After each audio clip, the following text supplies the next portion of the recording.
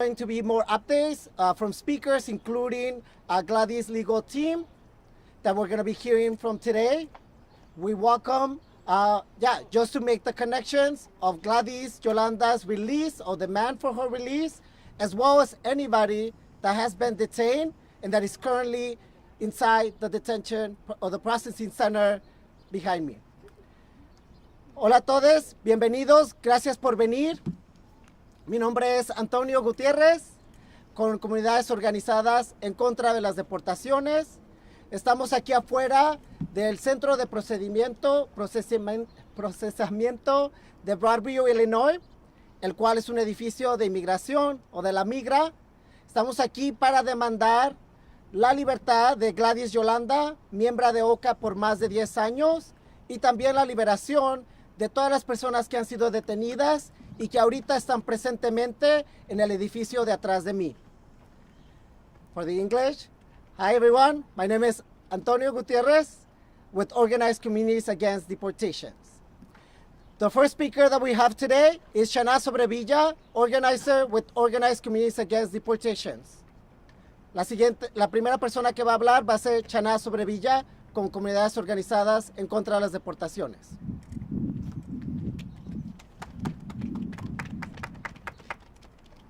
Sorry, because I'm processing just information as it's coming. We just talked to Yolanda, Gladys. She's here. She's someone that amongst a lot of parents and siblings that were taken Wednesday and Tuesday and today and yesterday in courts and an ISAP. ISAP is a place where people go in good faith as their cases move along.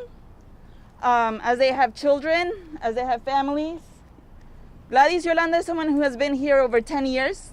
She came here for the safety of her family, her daughter, who's still a minor in school, trying to promise at least to do well in school and finish her junior year. Gladys is in the 7th Circuit Appeals. There's still no decision on her appeal. The 7th Circuit yesterday or today said that she should not be deported and she should be allowed to wait her case, due process.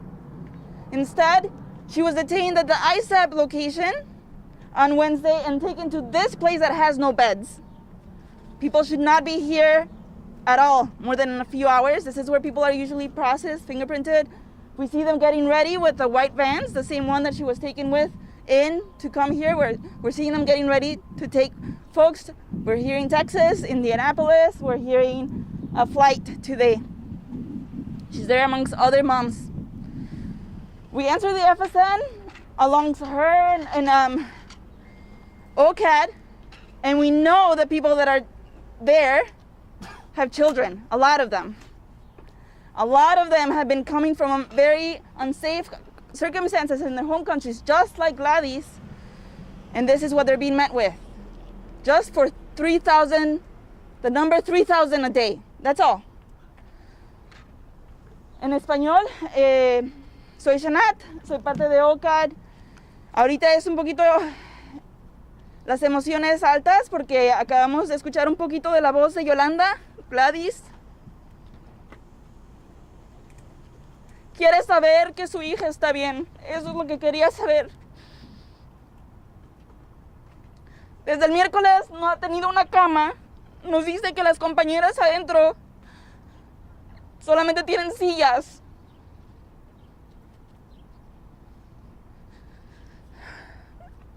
Gladys es una mamá bien valiente. Como mamá soltera, vino a Estados Unidos para que su hija estuviera bien. Su número una preocupación es que su hija esté bien. Ella todavía tiene su caso en la Corte del Séptimo Circuito. El Séptimo Circuito ya dijo que no la deben de deportar, que su caso debe de ser escuchado. Y le dio órdenes que no deben de subirla al avión que van a subir hoy a varios. Ahora le queda a ICE decidir si honra ese derecho. Estamos esperando que ellos nos digan si la sueltan. Otra vez estamos en día donde solamente quieren números y llenar esos centros de detención. 3,000 al día, eso es todo. Por eso tienen a las mamás y a los papás, a nuestros hermanos, a nuestras hermanas allá adentro. Eso es todo. So, ahorita la presión es para la migra, que la suelte. Que la suelte. Not one more. Not one more. Not one more. Deportation. Not one more. Deportation. Not one more. Deportation. Ni una más. Deportación. Ni una más. Deportación. Ni una más. Deportación. Now we're going to hear from AJ, one of the attorneys in Gladys Yolanda's legal team from Beyond Legal Aid. And I'm going to interpret in Spanish as much as I can. Y vamos a oír ahora de uno de los abogados del equipo legal de Gladys Yolanda, AJ, y yo voy a estar interpretando en resumen. Make sure you identify yourself first, last name. Yeah. Good afternoon, everyone. My name is AJ Johnson Reyes. I am an attorney and part of the legal team for Gladys with Beyond Legal Aid, and I'm here on behalf of Beyond Legal Aid, Gladys, and in partnership and solidarity with OCAD. Our office has represented Gladys since 2017, during which time she has complied with all requests from ICE to appear to several appointments, complied with certain surveillance requirements. Earlier this week, she received a last-minute notice to appear for an appointment at which she was detained. For 2 days, we were not able to locate Gladys. Luckily, my colleague and I were able to speak with Gladys just now in this facility, and she did have a message to share. She wanted to share her thanks and appreciation for all the support for herself and her family, and to everyone here today. That's about as much as she was able to give before losing composure. Do you want to take a chance to translate first, or do you want me to finish? I'll do the summary after. So the purpose of coming here today was to provide a courtesy copy of documents that we had already filed with ICE late last night. Those two documents were, one, a petition with ICE for a stay of removal. Our colleagues lodged that at their downtown office and paid the required fee. And also, late last night, we obtained from the 7th Circuit Court of Appeals a temporary stay of removal while her case is pending before that court.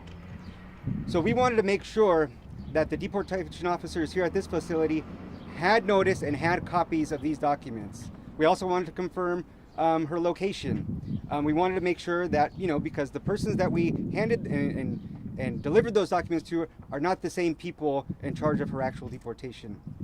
Our other purpose for coming here today was to advocate for her release, as she has no criminal convictions.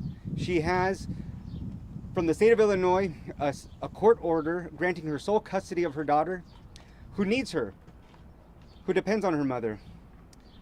When making this request today, we were told that the officers at this building no longer have the leeway, neither the discretion to release individuals, that all those requests must go through headquarters.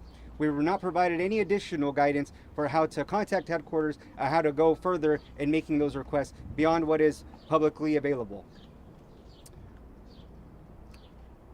We're going to do all we can to help Gladys and to help others in her situation as much as we can. Thank you very much.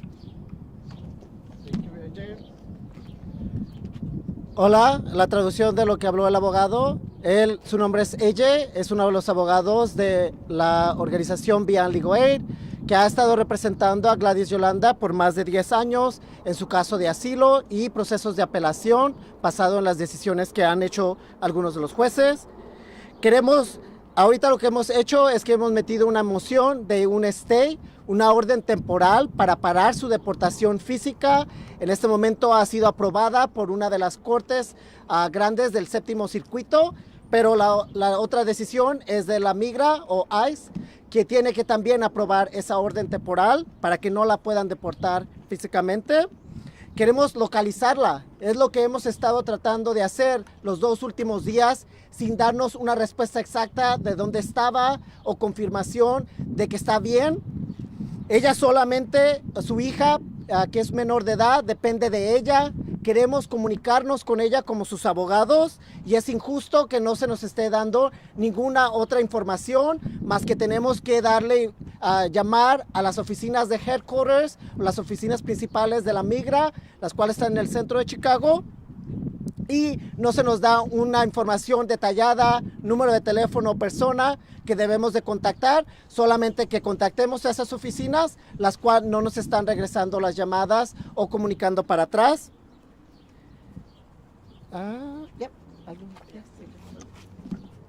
Thank you. I wanted to add 2 more comments. First, at her appointment with ICE 2 days ago, Gladys attended with her attorneys. Her attorneys were not allowed to enter the building for the check-in with her. For the last 2 days, we had been unable to locate her, and when we brought this up to the officers at this location, they offered this response or excuse. Given the number of detentions that have occurred in the last 2 days, they haven't been able to keep up with updating their records. So typically, if you're trying to locate someone that's detained by ICE, there is a website, the ICE Detainee Locator, where you can insert someone's information and find them. This website's not up to date because of the sheer amount of people that are being taken in detention. Thank you. El abogado agregó una cosa muy importante también, que en la cita del miércoles en la oficina de ISAP, que Gladys Yolanda se presentó ese día, ella estaba con 2 de sus abogados, los cuales intentaron entrar a la oficina de ISAP con ella para acompañarla. Se les dijo que no podían entrar por medio de las personas del personal de esa oficina de ISAP, y la razón que les dieron es de que han detenido a tantas personas esta semana que están tan retrasados en poner las locaciones y procesamientos de esas personas y que todavía no las han podido procesar, lo cual también es la razón por la cual muchos de los seres queridos de las personas que han sido detenidas esta semana no han podido usar la herramienta del ICE Locator, el cual se puede encontrar en línea para ver dónde están puestos sus familiares o las locaciones físicas. Eso debe de estar siendo actualizado cada 24 horas después de que una persona es detenida por primera vez por la migra. Y otra vez, los mismos oficiales, personas del personal que hablaron con los abogados de Bian cuando estaban intentando entrar a la oficina, les dijeron que ellos están retrasados por las razones de que han detenido a tantas personas en la semana. Era lo que quería aclarar el abogado. Yes. Now we're gonna hear from Alderwoman Roxana Rodriguez from the 33rd Ward, which is the ward that Gladys Yolanda lives in. Roxana. Ahora vamos a presentar a Roxana Rodríguez, la concejal del Distrito 33, el cual es el distrito que Gladys Yolanda vive. Gracias. Hello everybody, my name is Roxana Rodriguez Sanchez. I am the alderperson of the 33rd Ward. Gladys Yolanda is a beloved neighbor.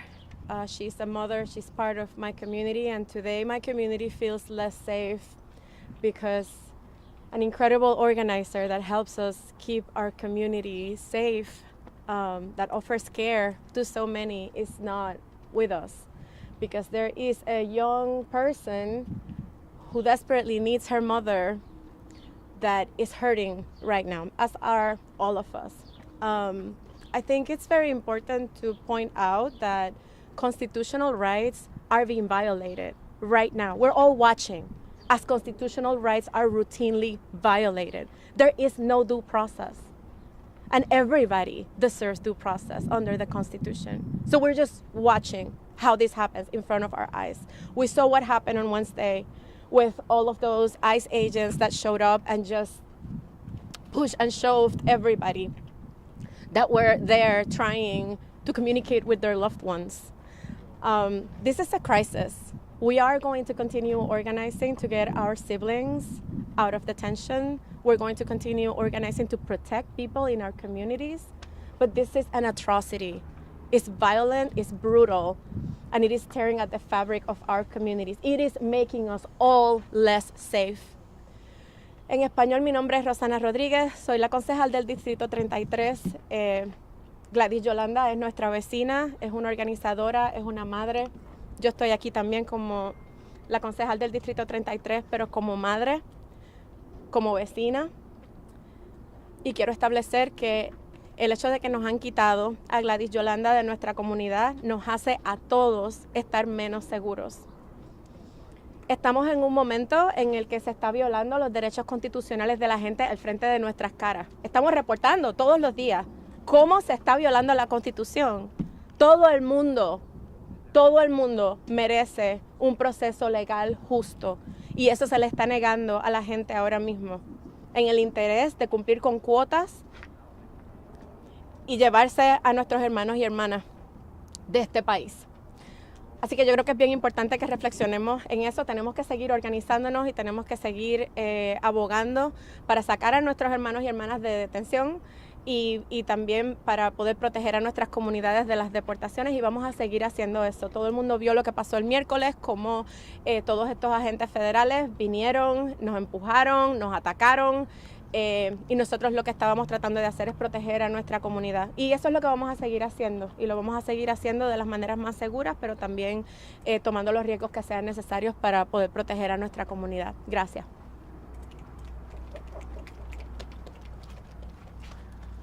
Now we're going to have Lawrence Benito, Executive Director of the Illinois Coalition for Immigrant and Refugee Rights, ICER. Ahora vamos a oír del compañero director ejecutivo de ICER, Lawrence Benito. Thank you, Antonio. We're here today to support organized communities against deportations in their case with one of their family members. We stand here today, we join them today because we see this case, unfortunately, as part of President Trump's racist agenda that he's enacting. Increased enforcement, travel bans, attacks on the Welcoming City Ordinance and the Trust Act at the state level. And so we are going to continue to organize to push back against these cases, to continue to organize to make sure that people know their rights, and continue to organize until justice is served for Gladys and for people like her. This case, as people saw earlier this week, was one amongst many, and we know of other instances through our hotline that we work in partnership with organized communities against deportation on, with rapid response teams across the city and across the state. So we're here in solidarity. We're here to make sure that our communities are informed. We will continue to organize to make sure that Chicago, the state of Illinois, continue to live up to our welcoming values, and we will continue to organize nationally to make sure that agencies like ICE do not act in ways in which people are not afforded due process and which abuse their power. So we will continue to fight, and we will continue to stand in solidarity with communities, organized communities against deportations, and other rapid response teams across the state. Thank you. Oh, I can't do that. No. That's okay, sorry. En resumen, el director ejecutivo de ICE, ¿verdad? Otra vez, Lawrence Benito, ha hecho la conexión de que están aquí en colaboración con OCAD, con las redes de respuesta rápida, las cuales hemos entrenado en la ciudad de Chicago, y está haciendo también un análisis, ¿verdad?, de que esto es obviamente una conexión nacional a lo que estamos viendo de las actividades de esta institución o agencia de la migra, ICE, ¿verdad?, conocida como sus siglas en inglés, de una agenda racista en contra de nuestras comunidades de color, inmigrantes, que esta administración tiene. Vamos a seguir trabajando, haciendo estas conexiones, haciendo este tipo de organizaciones, organizando este tipo de eventos, porque eso es nuestro derecho el cual está siendo violado, y hace esas conexiones, ¿verdad?, a lo que está pasando con esta administración, de enfocarse otra vez en solamente inmigrantes de color, y lo cual nos hace parecer, ¿verdad?, que es una agenda racista. Okay, now those are the speakers that we have for today. We'll take questions from the media that is here, and I'll get the best person to answer if it's not me. So en este momento vamos a tomar preguntas y voy a mantener a la persona que pueda hablar a esa pregunta si es que no puedo yo. For her legal team, could you just describe what, I heard she was wearing an ankle monitor, she was already being monitored. Can you just walk us through what, legally, what she's had to go through these past couple of years? Step up Okay. to it. So the reporter is asking, can we clarify from the legal team of Gladys Yolanda whether Gladys Yolanda had already an ankle bracelet? And yeah, they give more context as to whether that is true and why that was? Hi, good afternoon. My name is Nadia Singh. I'm another attorney with Beyond Legal Aid. I also work. Yes, my first name is Nadia, Nadia, last name Singh. I'm also an attorney with Beyond Legal Aid that has been assisting with Gladys's legal team. It is true that Gladys was doing check-ins with ICE for at least a year at this point. She's been on an ankle monitor. She's been in full compliance. Our office has represented Gladys since 2017. We have been assisting her by going through every single legal remedy available to her, which we have not exhausted. We are still amongst the legal remedies that the law provides for Gladys and for her situation. She came to this country seeking refuge, and we are not done exhausting those legal remedies that are available to her per our laws, per our Constitution, per the federal government. She has been in full compliance. She has cooperated with every appointment request.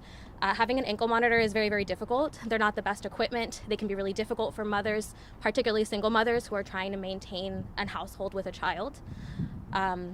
When she showed up to her appointment yesterday, it was again in the full compliance that she's displayed for years. She arrived with her attorneys.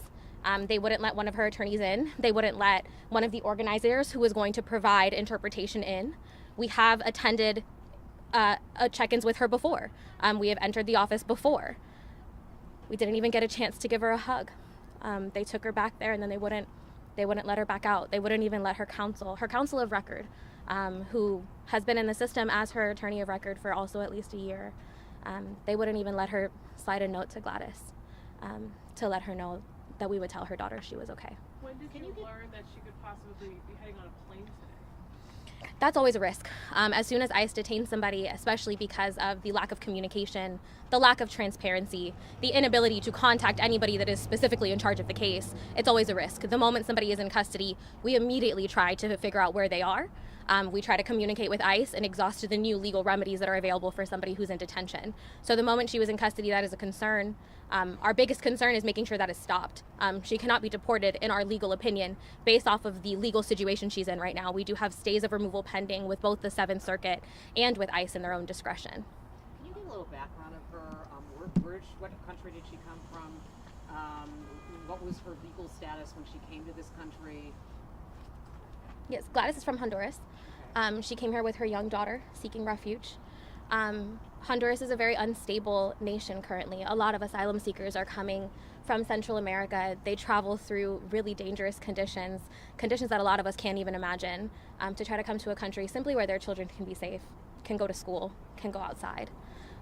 She has been in the process of seeking asylum for many years, and candidly, many people are. The asylum process is very backlogged, the courts are backlogged, things take many, many years. And so that's the process that she's in right now. She is currently the sole legal guardian. We filed a petition here in Illinois. She's the sole legal guardian of her daughter, who was in her junior year exams when her mother was detained. So her daughter's in high school. Yes. So when ICE officials say that those arrested Wednesday had a final order of removal by an immigration judge, are they partially lying? I assume, can you explain what's happening there? There are different levels to the immigration court, right? So we have the EOIR, the Executive Office of Immigration Review. There are different agencies as well.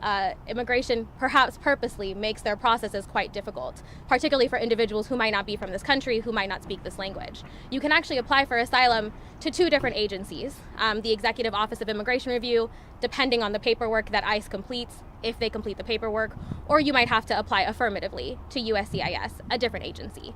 In Gladys's case, she has had an appeal pending. So when you do not get the decision that you would like or that you think is fair with the Executive Office of Immigration Review, you can then appeal that to the Board of Immigration Appeals, the BIA. If that is also denied, you can then appeal to the 7th Circuit, which is a state court. We are currently in the 7th Circuit. So when an appeal is happening or pending before Wednesday, she should not have been taken? That is our opinion. She was in full compliance. She's not an enforcement priority. She has relief pending. She's gone through all of the legal channels available for her. She hasn't missed a court date. She hasn't missed a check-in. You know, I think it's hard to say what the priorities are right now. Can you tell us what the focus will be over the next 24 hours? Trying to get hold of headquarters? Is that what it is? There is no way to get a hold of headquarters. We will continue to contact the numbers we have for ICE. We will continue to advocate. Our goal is to speak to any and everybody that can help release Gladys. That being said, I think it is purposefully made difficult to understand who that is going to be, who headquarters are, who's in charge of her case, and what they're actually considering. So we will continue to give all of the information we have to anybody that will listen. Someone pointed out earlier, this is not a detention center, it's a kind of more of a processing center. Yes. Can you kind of describe the circumstances that she's in there? Like you said, there's no beds. I mean, what is she sitting in a chair? Is she? I mean, what are the what kind of conditions are in there for her right now? Our understanding is that she slept on the floor amongst many of the other individuals who are there right now. Because it's not an actual detention center, I think it's fair to say that they probably don't have any sort of services in terms of health services, medical services. That's not something I can confirm, but that would be my understanding. Antonio? You and AJ just attempted to go inside and were able to get inside the foyer. What was told to you? Oh yes, well, it took us 20 minutes to get inside. We were told to ring a doorbell that does not exist. So we had to wait until security felt like it was appropriate to come out. We then had to explain what we were there for. Security had to go get more security. That security had to go get somebody else. So once we actually spoke to somebody, we were able to enter. That individual essentially told us that it's not up to him, that he did mention that he was trying to be as civil as possible and that he wanted to have a decent interaction with us, but that surely we could understand that because hundreds of people have been arrested in the past couple of days, all they can do is follow orders, and that there's simply no way to have updated the system for everybody they've arrested. When we insisted and just really asked him to see her, or at least to know where she is, so we can at least try to comfort her daughter and let her know that we saw her with our own 2 eyes. He did allow us a moment with her. We were not allowed to give her a hug. We had to stand at least 10 feet back. She was in handcuffs. She wanted to give her appreciation. When she started speaking about her daughter, she did start crying. The officer said that was all he could give us, and that was all the information we could have. When the officer says following orders, federal orders, is that what's being told to them? So ICE is a federal agency. So it's our understanding that ICE has its own hierarchy. Headquarters would be, I believe, a higher agency within ICE. But yes, they do get their orders from the federal government. So they have to, even though there's a stay, a court stay, these guys are such at a lower level, they have to wait for somewhere higher in the ICE bureaucracy to release somebody. A court order isn't enough for these guys to. Well, it could be. I think it could be enough. I think not only have we filed a stay with the 7th Circuit, we've also which has been granted a temporary stay. We've also filed a stay with ICE discretion. That was filed at the office downtown on 101 Ido B. Wells. In the past, ICE officers that are working were able to exercise that discretion, which makes sense because they're the ones who are actually working in the city of the case. It's our understanding based off of the conversation today that might not be possible, that there are additional layers of bureaucracy and I'm sure backlogged processing that are now in place and maybe have been in place for some time. Yeah, and just to be clear, I know they like to report that the people that they took are people that are dangerous, that had a final order. The people we're talking to, the loved ones we're talking to from the days, some of them didn't have a judge filed an order, a decision. You can still be in an ISAP and be waiting on your asylum case to be heard by the immigration judge.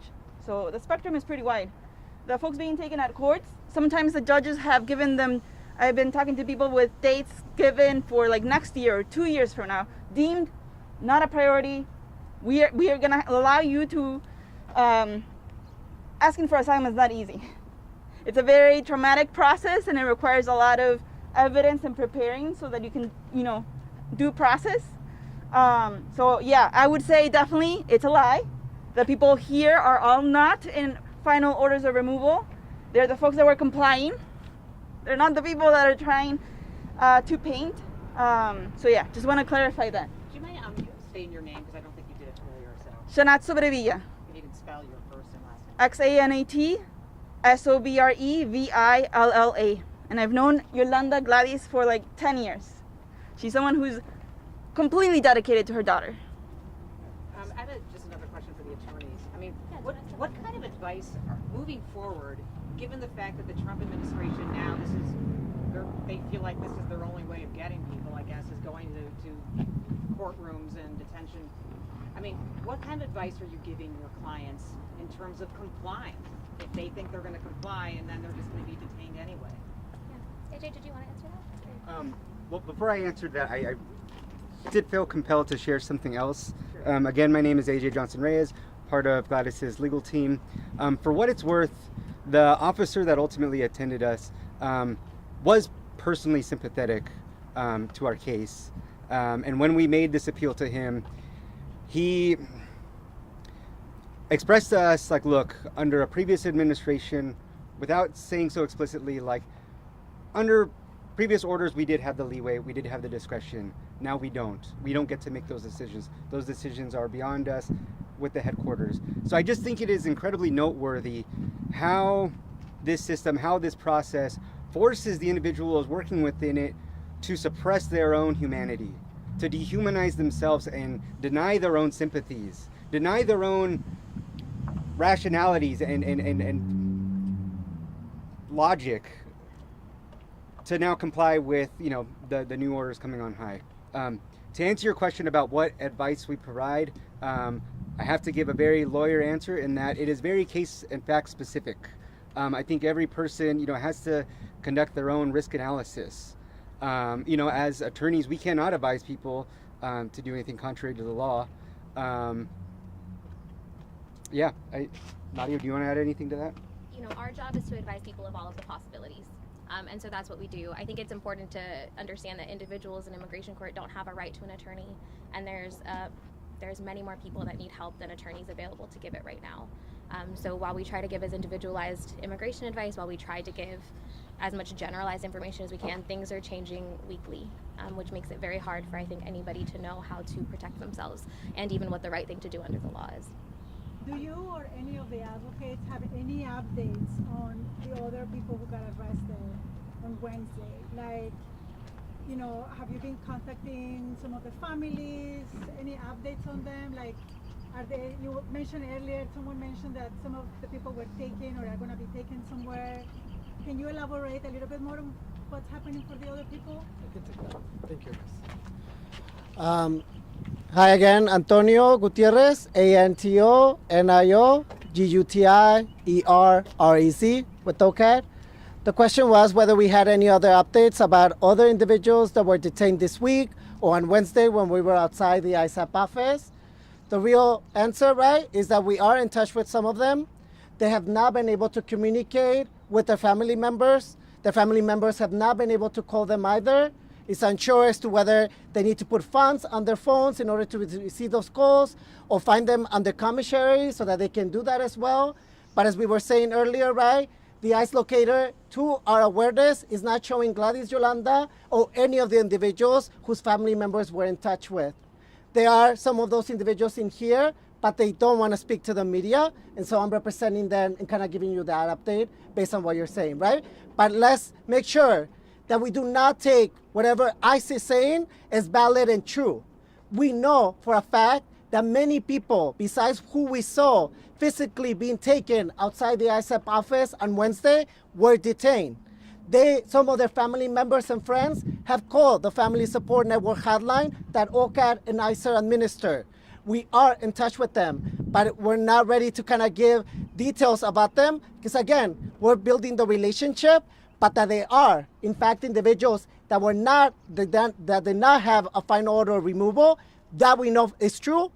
That the general comment of all of them had one is untrue, right? What we still are learning about the specifics of each person. Because Gladys has been here for more than 10 years. That is not the case for everybody that has been detained. And all of that time, whether you already applied for asylum, whether you are at appeal, a BAI, or whether it's the 7th Circuit, All of those are different factors as to how people in the past have navigated those court processes and ICE operations and deportation and detention. Right now, what we're saying is that we do not see those patterns. We do not see the law and order of the immigration court system being respected by ICE. They are violations of constitutional rights like due processing and many others. That is what we are highlighting, and we refuse to normalize. Other questions? For the Alderwoman, is City Council going to be talking about what's going on this week? Yes, I believe that the Committee on Immigrant and Refugee Rights is going to be holding a hearing soon, I believe this month, about what happened Wednesday and about the state of immigration in the city of Chicago. Tengo entendido que este mes el Comité de Inmigración, de Derechos Migratorios y de Refugiados va a tener una audiencia sobre los eventos que pasaron el miércoles y el estado actual de inmigración en la ciudad de Chicago. Is there more questions? So to clarify, is Gladys one of the people that did or did not have a final order removal? Attorney? She did have an order of removal that she is currently challenging in an additional court. Yes. So again, the levels, Removal, though, are they pending with ICE in the 7th Circuit, or have they been approved, or are they pending? there were 2 stays submitted yesterday. One of them was to the 7th District Court, where her appeal is being taken place. That one has been granted by a federal judge. The other one is a stay to immigration or ICE. They are literally sitting on that decision right now, and until we get that discretion to approve that stay, they're saying they cannot release her, even though, again, there's already a granted order of, like, a motion to stay that has been provided at this point.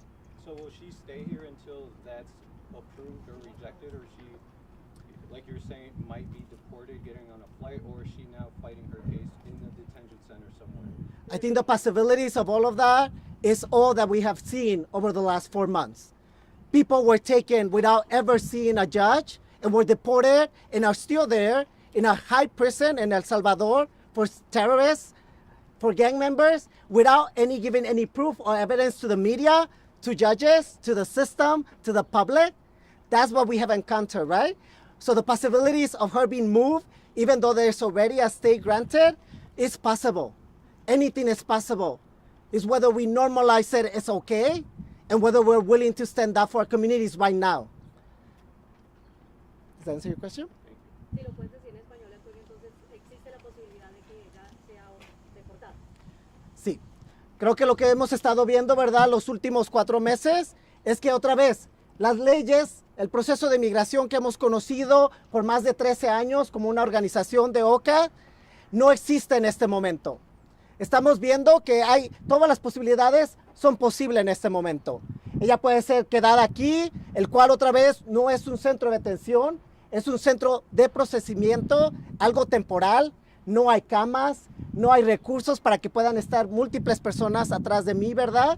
Y aún así puede ser transferida a otro lugar, a un centro de detención en otro estado, tan lejos como Texas, en el cual hemos visto esos ejemplos en estos últimos meses.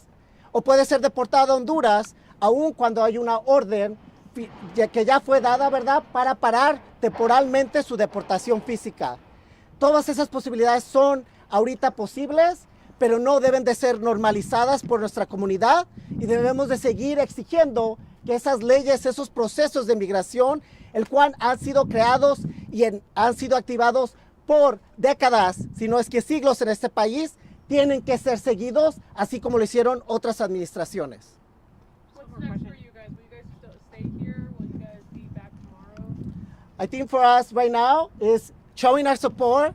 I think we're gonna make some noise so that hopefully Gladys Yolanda can see us and exercise our First Amendment right to protest, while we do it in a non-violent way, while we do it in a controlled way, and that should not be taken as a reason to then retaliate against Gladys Yolanda or any of the individuals that are here behind me.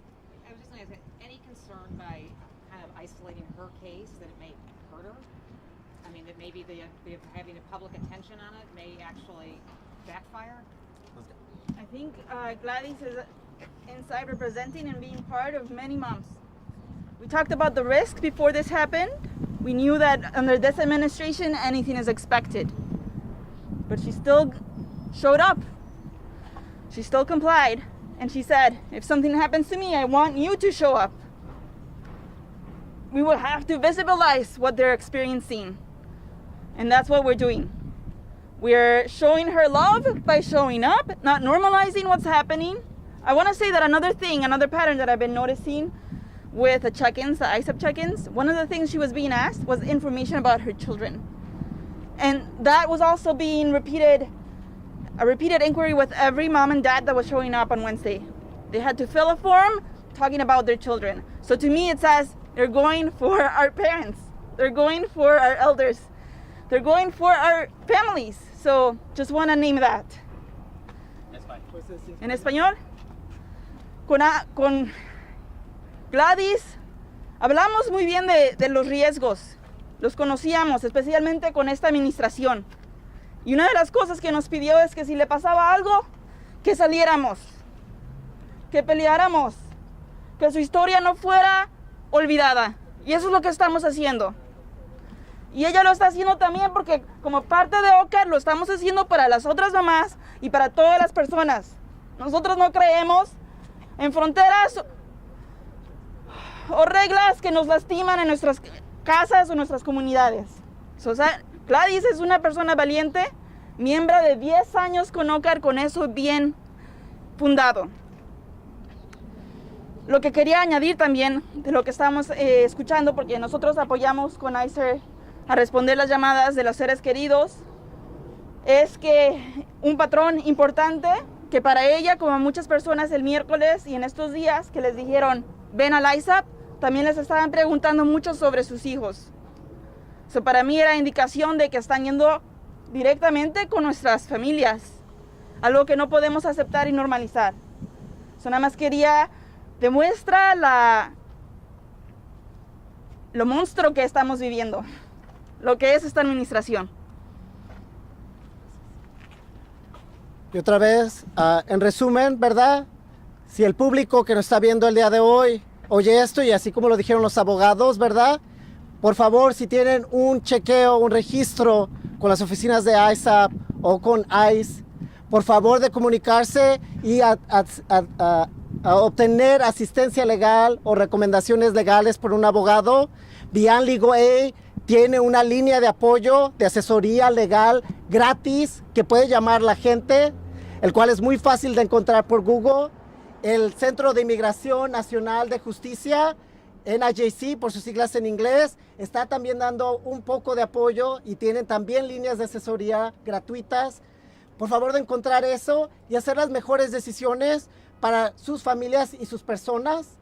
Pero se entiende, ¿verdad? Que otra vez, si alguien como Gladys, que ya estaba en el proceso o en el programa de ISAP y tenía un brazalete en su tobillo, el cual estaba dando la locación real a la migra constantemente de ella decidió ir a su chequeo porque no quería poner o exponer a otras personas alrededor de ella cuando llegara la migra al lugar donde ella estaba, ya fuera su trabajo o su hogar o la tienda de groceries, ¿verdad? Y no quería que otras personas fueran impactadas. Por eso ella tomó esa decisión, pero esa decisión es personal para todos ustedes. Porque otra vez, no hay forma de saber qué es lo que puede hacer ICE, pero la mejor forma que podemos estar seguros es estando en comunidad, en organización y hacer esto visible. Porque si no lo hacemos visible, ellos ganan porque estamos normalizando todo lo que está pasando. So in English, again, it's just a summary to what we were hearing from the attorneys and everybody else that spoke today. If you are a community member currently right now that have received a message to do an ISAP check-in or an ICE check-in, please find immigration legal advice. Beyond Legal Aid has an immigration helpline that is very easy to Google that number. Find a way to get that legal assessment, either from them or the National Immigrant Justice Center, who's provide that advice or those possibilities to people so that they can do an informed decision for themselves and for others and their family members. The reason why Gladys Yolanda decided on Wednesday to show up is because, as we've been saying, she's been having an ankle bracelet for the last 2 months that had been giving live location to ICE about her whereabouts. She decided to show up and comply because she didn't want to put anybody else at risk around her, because ICE could get to her workplace, her home, or the grocery store that she was at. And she didn't want to allow others to be targeted. That is the reason why she decided to do that. Let's continue to visualize what's happening, and that we know that the only real way that we can keep each other safe is by being in community and visualizing and talking about it and not letting this go unnoticed, because then we are really allowing them to normalize literally our kidnapping and abductions illegally in many cases. Are there any other questions before we wrap up? Stand for your first and last name. Yeah. My name is Antonio, Antonio, Gutierrez, Gutierrez. You're with OK. And I'm an organizer with OCAD, Organized Communities Against Deportations, comunidades organizadas en contra de la deportación. Gracias a todos. Free them all! Free them all! Free them all! Free them all! Free them all! Free them all! Free them